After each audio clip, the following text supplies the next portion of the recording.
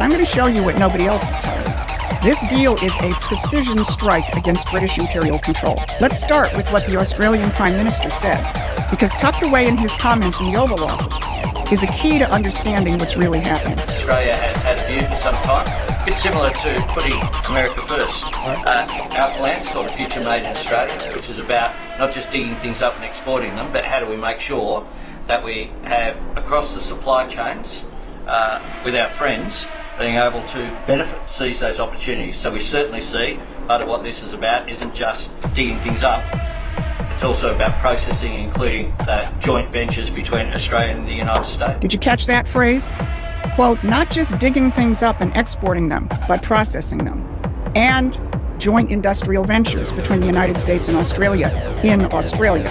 In other words, Donald Trump is offering Australia a partnership based on mutual industrial development, not just imperial extraction. So why is that important? Well, here's a good example. Australia is the world's largest lithium producer, 52% of the global supply, but it produces almost none of it. They dig it up, ship it to China, and then buy back the batteries at a huge markup.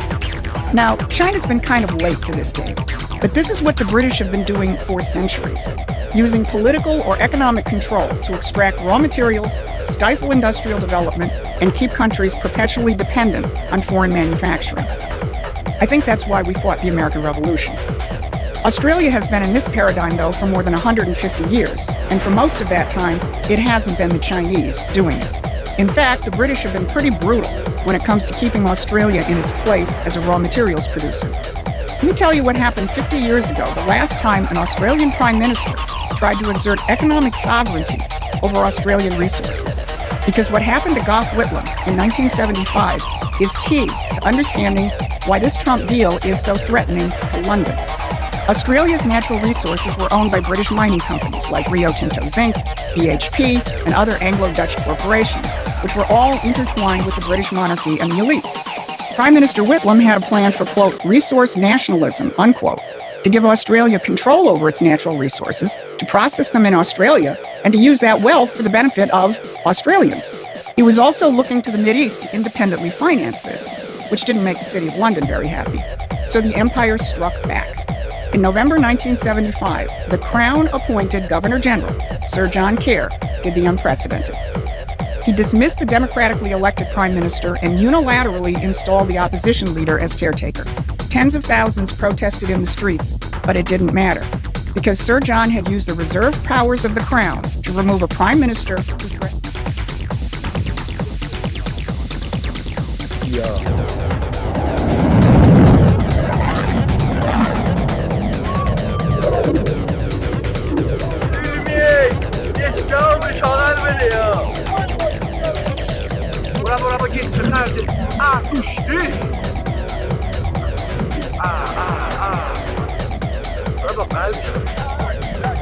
يا أبا الفهد يا أبا الفهد يا أبا الفهد what I'm going to do?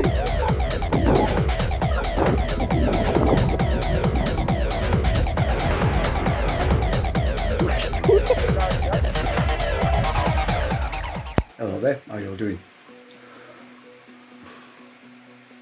Propaganda's a funny old thing. It's been a mainstay of human civilization since, well, for way longer than a few thousand years. Sun Tzu, even in The Art of War, had a whole chapter based around propaganda and psychological warfare as well. It's been used by the Romans during the Roman circuses, Greeks in their plays, their tragedies, the British in ours, using William Shakespeare. The Mayans did it in the football games, you know. Everybody has utilised it of thousands and thousands and thousands a year. So it's always been considered a very sort of essential tool to be used by various regimes over the millennia.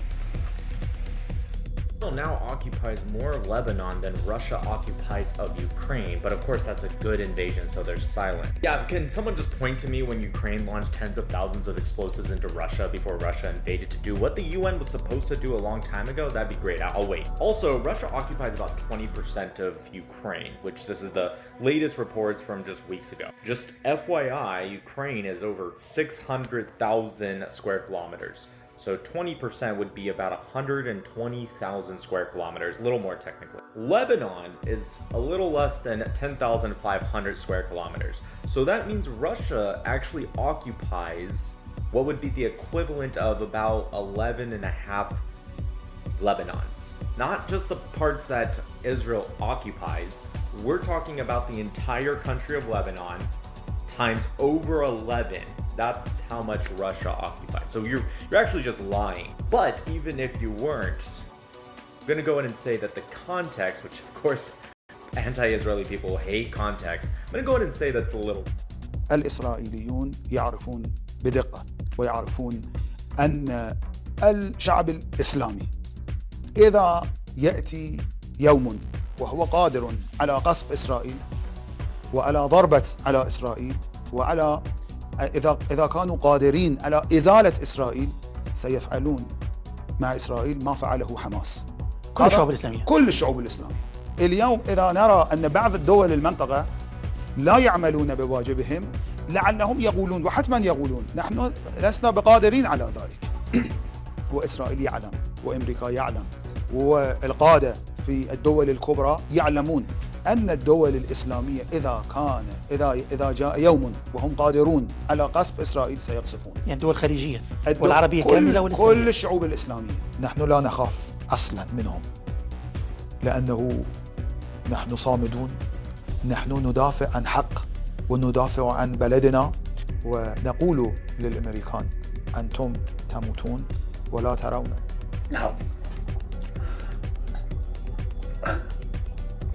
when Britain was formed and we started getting a standing army should I say, and then began to form our own intelligence networks, which were started during the 1500s by John Dee.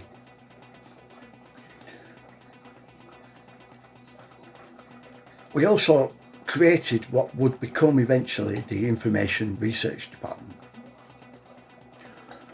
And this is, well, it was MI7 at one point. As I've mentioned this before, but before the end of World War II,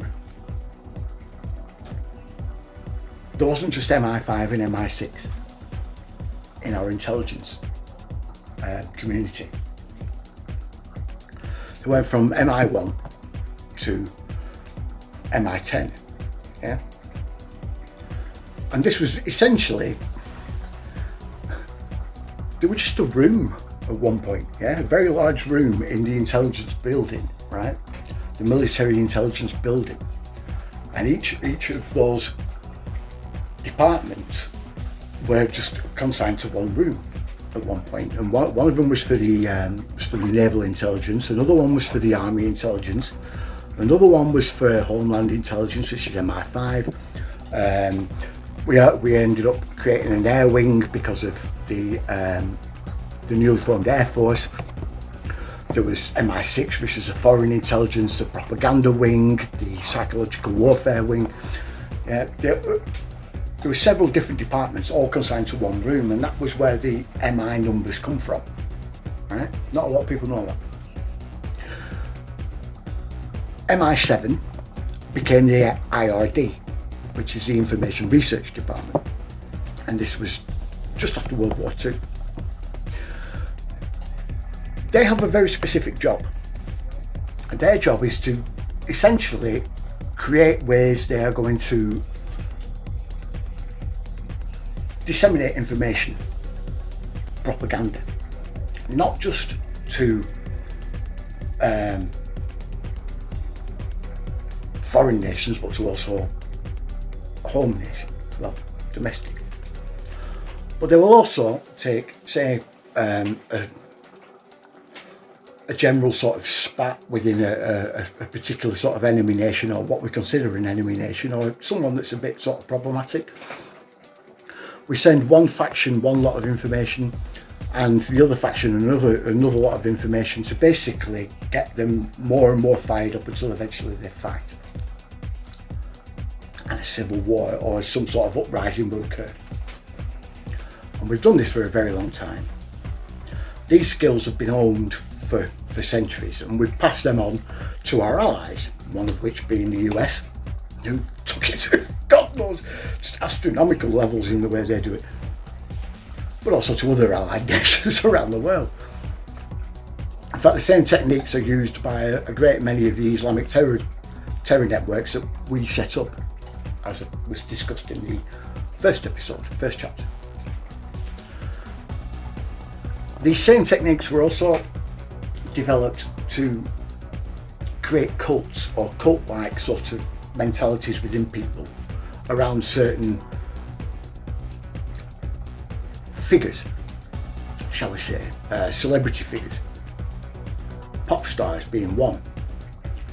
And this is where the Tavistock Institute comes in. Everyone is very aware of Tavistock and what they do.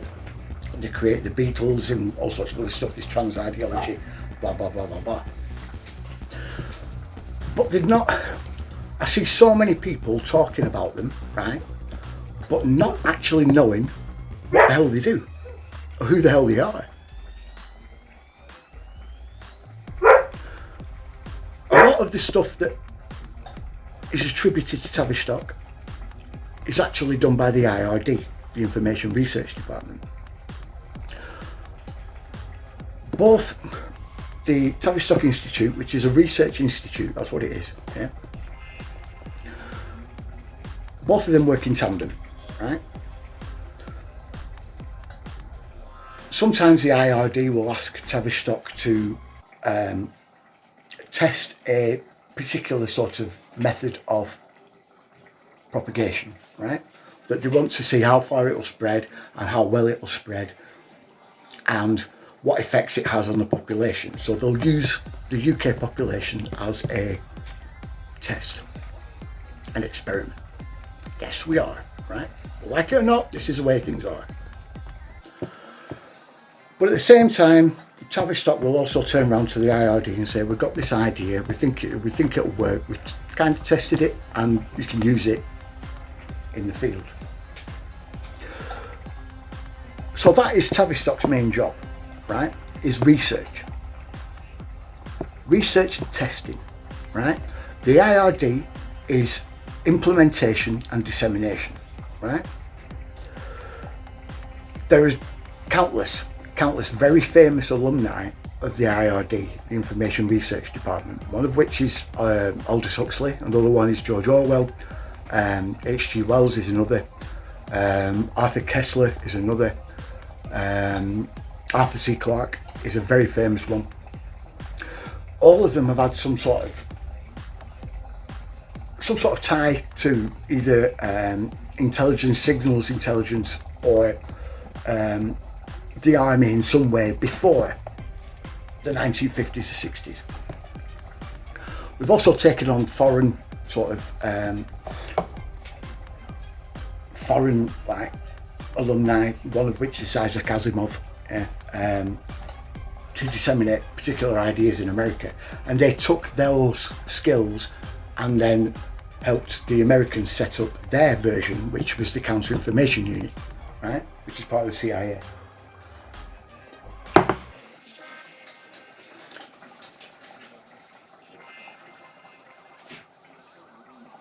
Their job isn't always bad, right? I just want to make this clear, right? It's not always a bad thing that they do.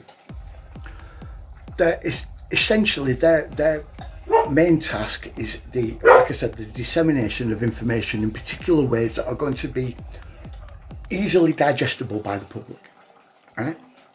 Sometimes they use it to disseminate information that they want us to know, right? Where the Wind Blows is a prime example, right?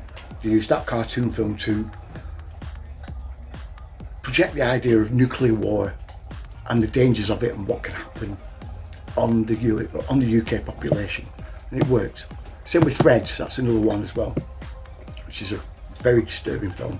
Again, using film to emphasise a certain point or to disseminate certain information that they want us to know.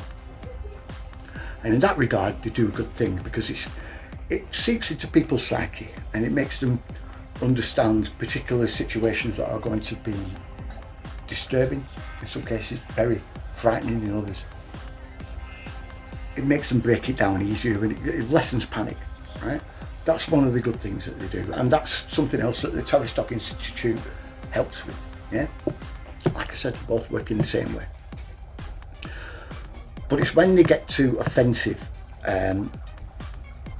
psychological propaganda, right, which is an essential part of the psychological warfare, right? It really is. Because there's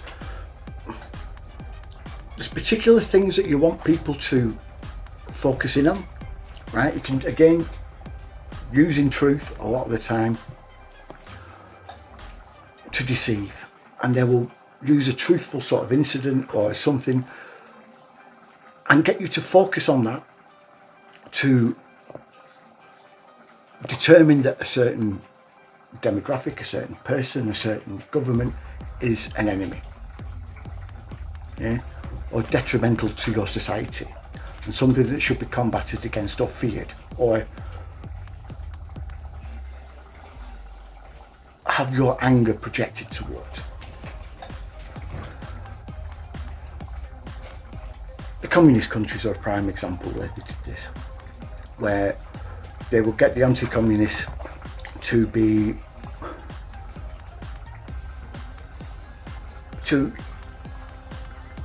let's take Romania, right? Romania. How they got Ceausescu out was they took real information about the secret police and what they were doing and the tortures of what they were doing.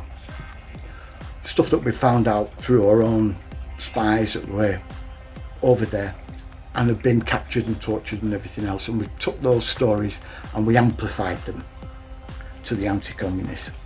At the same time, we got the pro-communists and we effectively got them to believe that all of that was a lie, and what it was a Jewish conspiracy to destroy their society, because they knew how anti-Semitic the communists were. Yeah, something a lot of people can't understand, because supposedly quite a few of the Bolsheviks were Jewish. They weren't. They had Jewish sounding names, but they weren't Jewish. Something that a lot of people can't wrap their heads around. In fact, they killed more Jews. They killed just as many Jews as they did Christians and everyone else, which is why they all fled to Germany in the first place. But we can't talk about that, obviously, because it ruins the narrative. Again, the narrative being projected and disseminated by this same organisation. It's actually been turned inward on us. But anyway, so yeah, they started all that in Romania. And this developed outrage on the pro-communist side, outrage on the anti-communist side, and we kept turning the dial up, which caused the pro-communists to appeal to the government. We need you to do this to the anti-communists, which developed a crackdown on the anti-communist people, which then enraged them even further and caused them to grow in number and in anger, and the pro-communist side to again want further crackdown as they got more fearful and realised that their numbers were dwindling, right? Which is an integral factor of this, yeah? And again, it mixed truth with lies on both sides of the argument, and we fed both sides of the argument. We didn't want Ceausescu there, right? We didn't. That was a simple fact. And by we, I mean the US and UK. So this uprising, this revolution was something that benefited us. It really did, because then it was instrumental in the collapse of the Soviet Union. Yeah, it really was. So it became an integral part of the mission to destroy communism from within. Something the Gladio program did, and I mentioned Gladio countless times before. But this was also the same sort of methodology, the same sort of things that were used in Romania were being done all over Europe and the Middle East and South America. Arthur Koestler was an integral aspect of that uprising in Romania. He really was.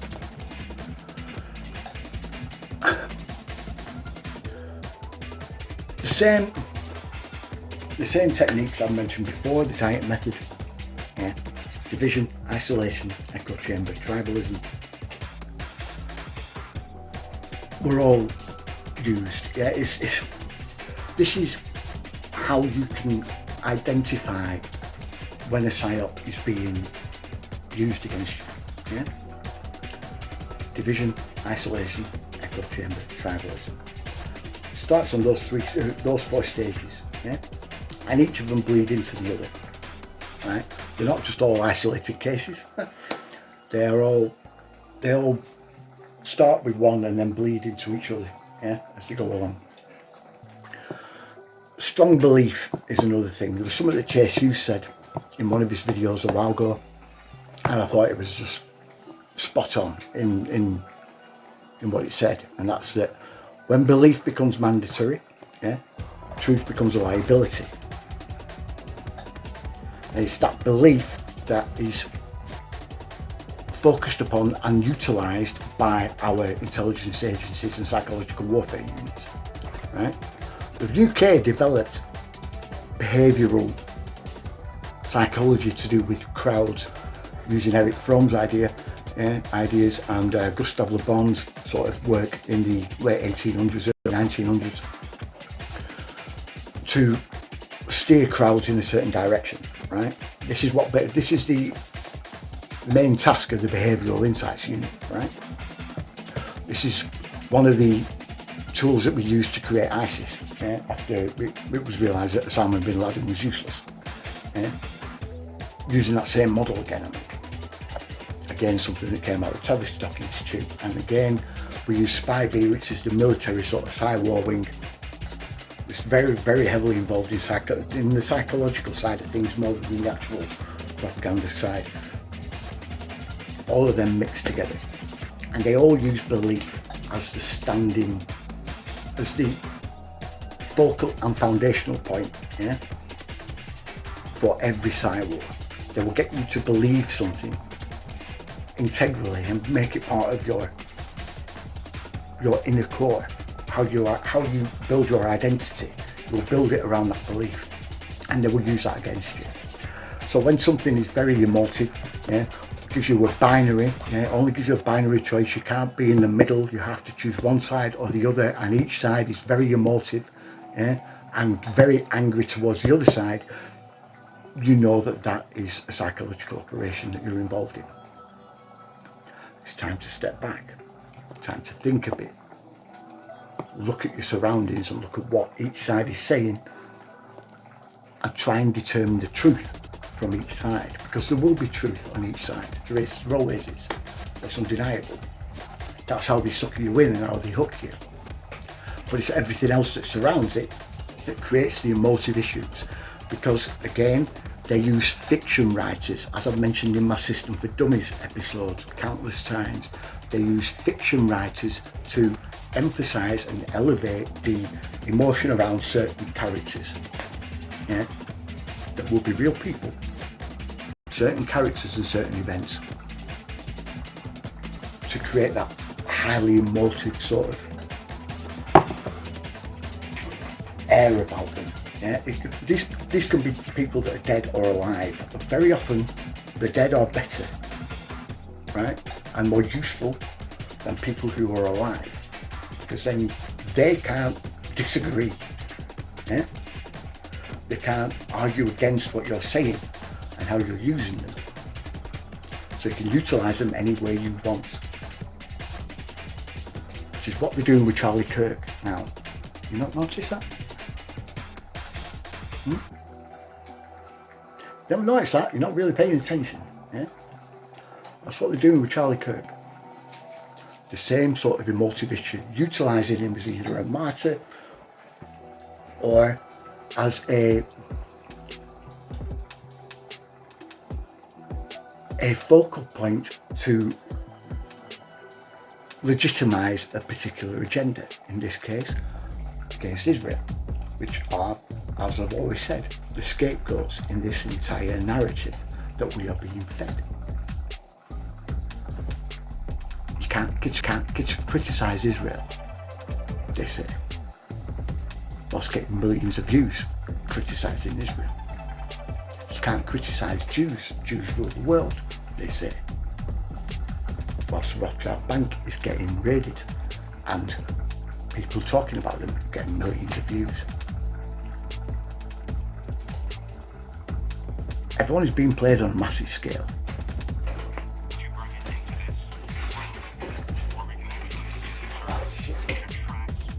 Everyone is.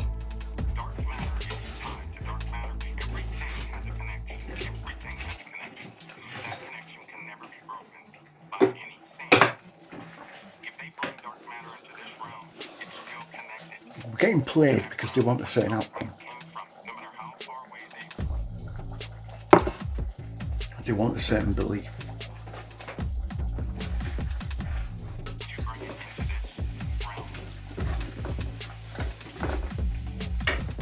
They create fake historical data to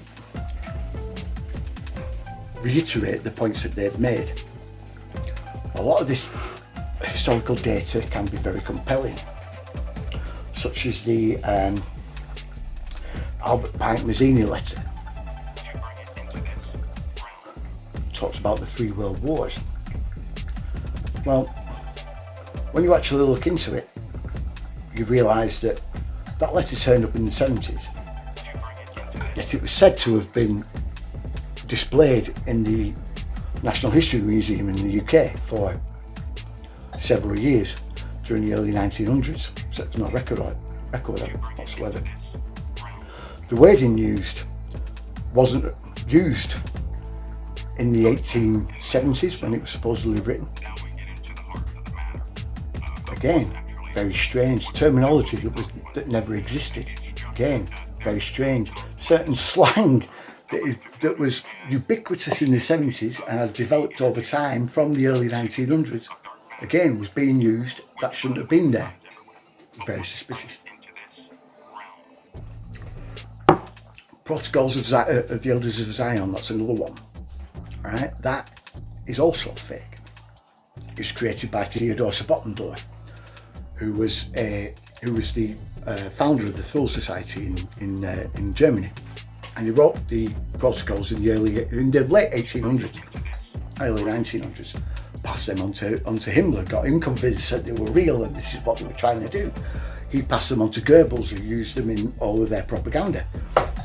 Those were then altered yeah, and changed by a guy called James Mason, who was the co-founder of the neo-Nazi movement in the US. He was immediately caught handing out flyers that had those protocols on them. The FBI took them from him, made him an FBI asset, and the neo-Nazi movements of the entire West came out of those, right, out of that movement. He was an FBI asset, FBI and CIA asset from the beginning. But they took the protocols of Zion and the FBI kept updating them and altering them over the decades to get them to fit into a modern narrative. And we associate certain events to coincide with what they're doing, because it's always been